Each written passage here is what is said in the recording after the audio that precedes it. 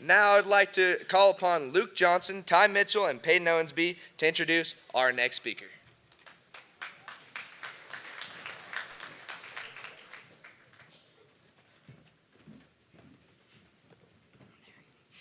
Oh, Sydney, Sydney, Sydney. We have traveled thousands of miles together, and we have been friends for as long as I can remember. And over those years, I have grown and learned so much with you. Cooking, history, and singing are not exactly your strong points. And in case y'all were wondering, despite what Sid might tell you, making cookies without butter is impossible. Christopher Columbus did not make the whole United States. And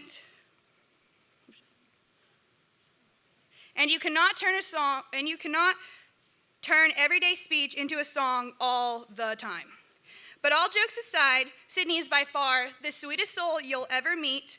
Every time I was ever with her, she constantly pushed both myself and my teammates to be the best we could be. She's always put others before herself. And at the end of the day, I cannot think of a better person to have led us throughout this year. I'm so proud of you and all your accomplishments, and I'm so extremely blessed to call you my best friend. If you don't know my sister like I do, then you probably don't know that she can't go 10 minutes without screaming the national anthem at the top of her lungs. She will chew on anything and everything, no matter what it is, and she'll do whatever it takes to get out of feeding the animals for one night.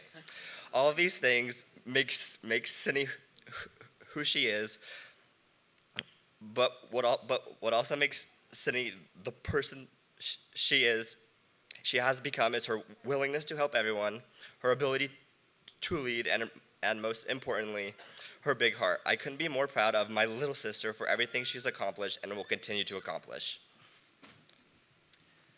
Oh, Sydney, I have a lot to say about this girl. I met Sydney over 5 years ago at the one and only 4-H Youth Getaway. We became quick friends over our love for showing sheep and willingness to laugh until we cry in any situation, even if we got in some trouble. Unfortunately, our newfound friendship after Youth Getaway only consisted of getting to see each other at a few sheep shows here and there and some pretty awkward Snapchats. It wasn't until we ended up in the same FFA camp group a few years back that we really reconnected. In the last few years, I have come to understand a great deal about Sydney. She is truly someone who puts others before herself and represents what it means to be a leader in the truest sense. Her loving heart, work ethic, and determination is unmatched. I know I'm not speaking for myself when I say Sydney has encouraged, motivated, and helped guide us down the path to success. It is our pleasure to introduce to you our best friend, My sister, and your 2018-2019 New Mexico FFA District 2 President, State Vice President, with her retiring address entitled Do Small Things with Great Love, Sydney Johnson.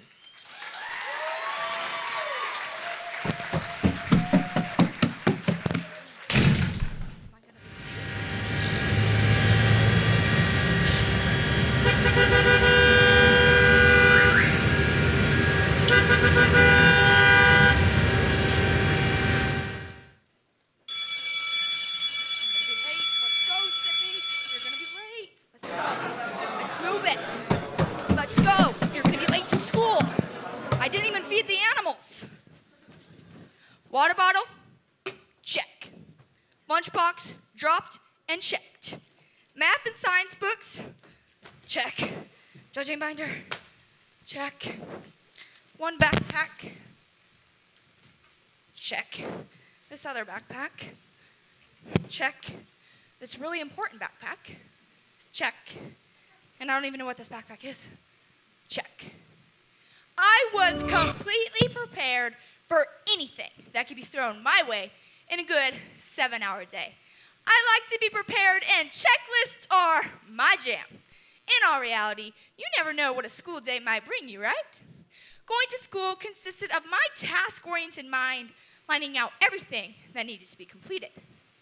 Math, then English, then science, then history, then those silly extra dual credit courses that they make you take, then PE, then basketball track practice, then cheer practice, then judging practice, then home to feed the animals before they starve, while I'm running inside, warming up whatever's made for dinner, trying to figure out my algebra homework that I have no earthly idea how to do, to hop into the shower, finally to hop into my warm, cozy bed around 11 p.m. Shut my eyes, and boom, wake up and do it all over again. Oh, I forgot to tell you. Eating, sleeping, making good grades, and having a social life was supposed to fit into each of these days. I did this every single day. All this stuff over here that I toted around with me never really mattered. It just filled up the to-do list that I so thought had to be full at all times and had to be completed when my head hit the pillow. What really mattered was stored in that backpack. Every day I was striving to stand out, be extravagant, and accomplish everything that needed to be done. Now, all this was fixing to change when moving schools 45 minutes down the road was the choice that I had decided to make. I thought it was going to be simple and smooth, and boy, was I wrong. My battle gear was something that always protected me from a bad day at school, but nothing in that gear would protect me for what was to come. Growing up, my cousin and I had always been best friends. My cousin Abby, my brother Luke, and I had done what it seems like everything together. Playdates were the normal. Making cheesy fake YouTube videos was what we lived for. And growing up, Abby was like a sister that I had never had. When moving schools down the road, this also meant quitting all extracurricular activities at Clayton High, including the cheer team. When moving schools down the road and quitting the cheer team, the relationship that I once had with my cousin was also over. I was floored when she wouldn't talk to me. Like, really, Abby, you're telling me that these past 17 years building memories on playing house, our fake tax and facts recon center, jumping into tumbleweeds, playing cops and robbers, going on the millions of trips to the orthodontist, doing this, that, and the other didn't matter anymore? Maybe my actions had something to do with her behavior, but I could not get over the fact why she couldn't understand that this decision was good for me, that moving schools was going to benefit my life. We spent the next 4 months, which felt like 4 years, let me tell you, not talking, socializing, or even making eye contact at all family events. She shut me out, so I did too. An apology poster or her favorite, some Sour Patch watermelons, wouldn't fix this problem. The battle that I thought I had all figured out was not all what I had imagined. Now, let's take a flashback to a day earlier in this year in my favorite class, employability skills. If you don't know what employability skills is, it amounts to Miss Doherty asking you millions of questions about life presently and to come. For 56 minutes, this class can feel like an eternity as she makes you really think about things. Like really, really think.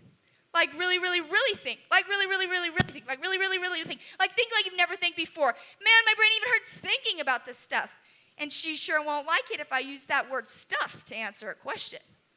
But on this particular day, the topic that she wrote on the board was love.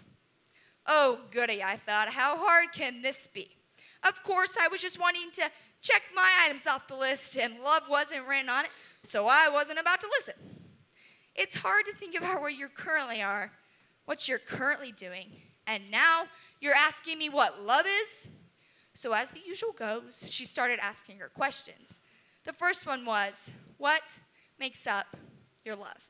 I thought to myself, well, that is stupid. We use that word all the time, like I love quesadillas. But as she went on, honestly, I didn't know how to answer that question or the questions to follow. Next, she said, who loves well? Well, I had never even thought about that one. She used some of my favorite people as an example. She said, Joel Gilbert loves well. He would drop anything for me, a student, or a stranger. He loves well. More questions came, and they followed the same topic. What's making up your love? Who are you loving on?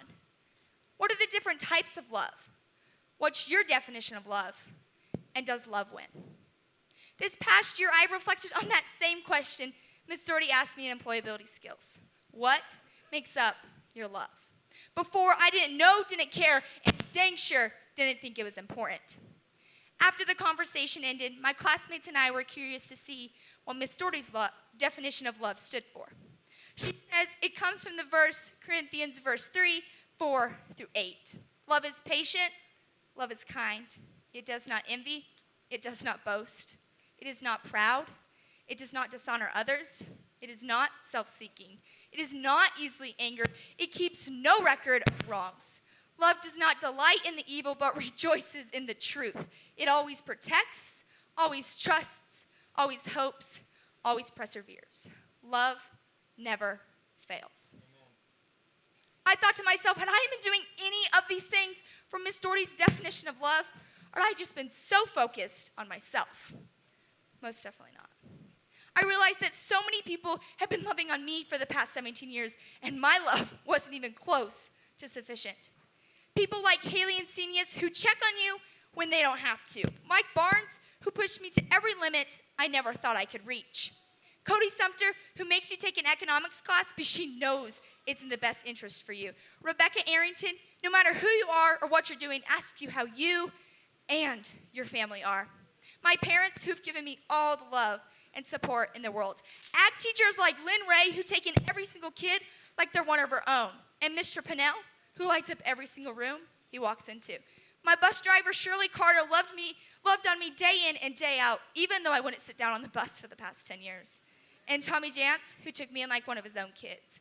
Members such as Tanner Montano, who can make that long 45-minute drive to school seem so short.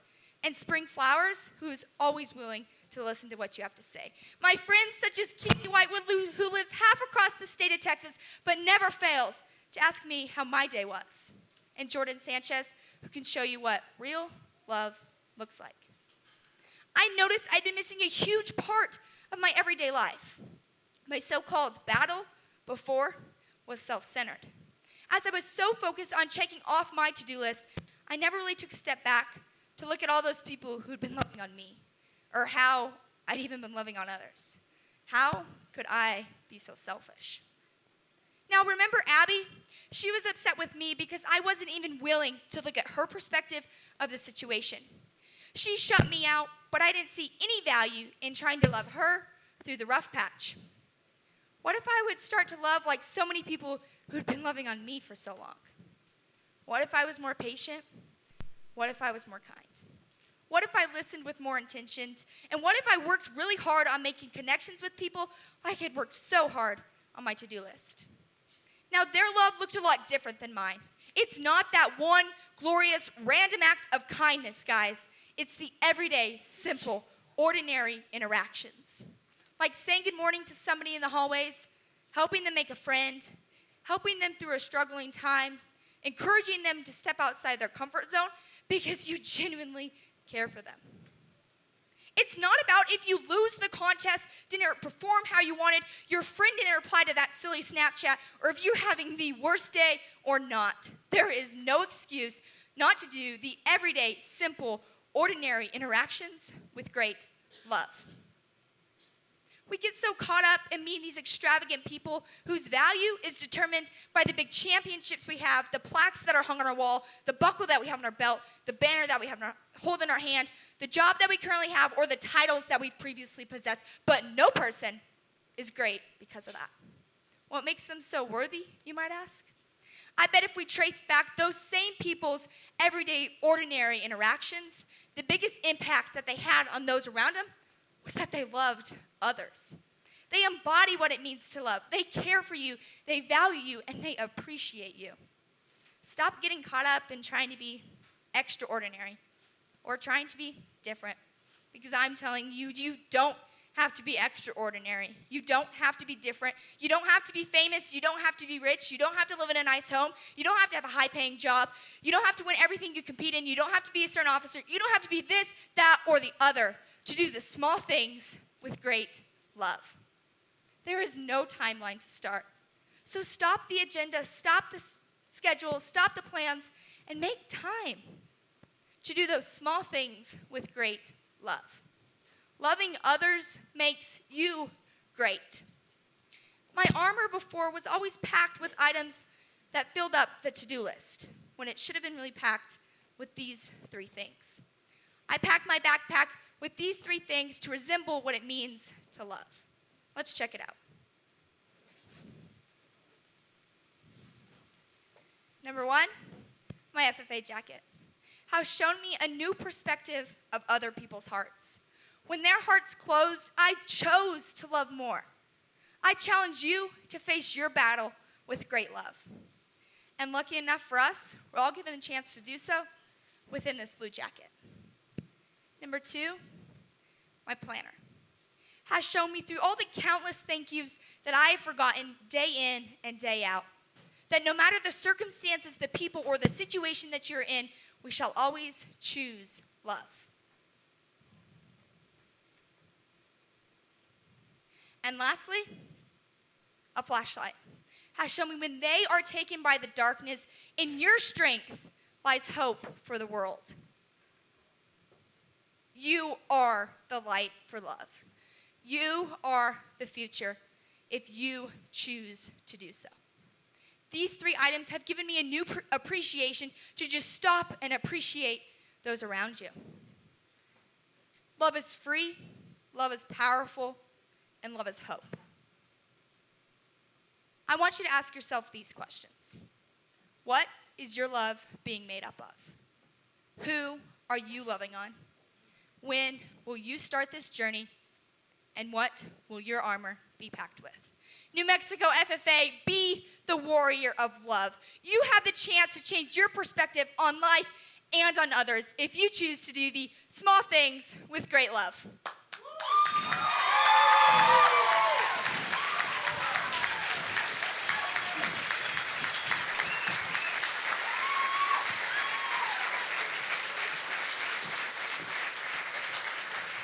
A little bit of kindness goes a long way. It can chase the hurt away. That's what happens when you love somebody. When you put your whole heart in it, pour it out what you've been given. It can change everything, everything, everything, everything. When you love somebody and you give it no conditions. When you really show them Jesus, it can change everything, everything, everything, everything. When you love somebody, love somebody. Dead hearts start beating, old walls fall down, deep wounds start healing when love reaches out. Blind eyes come open, new life can grow. Chains start breaking, guilt and shame get drowned by hope. That's what happens when you love somebody. When you put your whole heart in it, pour it out what you've been given. It can change everything, everything, everything, everything. When you love somebody and you give it no conditions. When you really show them Jesus, it can change everything, everything, everything, everything. When you love somebody, love somebody. Sydney, we love you. Really, really love you. Really, really, really, really, really love you. There's one thing that you can say about Sydney. She talks about checklists. And on this checklist, something she checks off every day, she does not write down. She loves unconditionally. From that heart behind her emblem on her jacket. From your love of quesadillas to the love that you have brought onto this team, you have kept us together. And we cannot thank you enough for the unconditional love that you show each and every individual that you come in contact with. Love Annalisa, Megan, Cable, Denny, Briley, Peyton, and your old compañero, Lyle. New Mexico FFA, your 2018-2019 New Mexico FFA District 2 President, State Vice President, Sydney Johnson.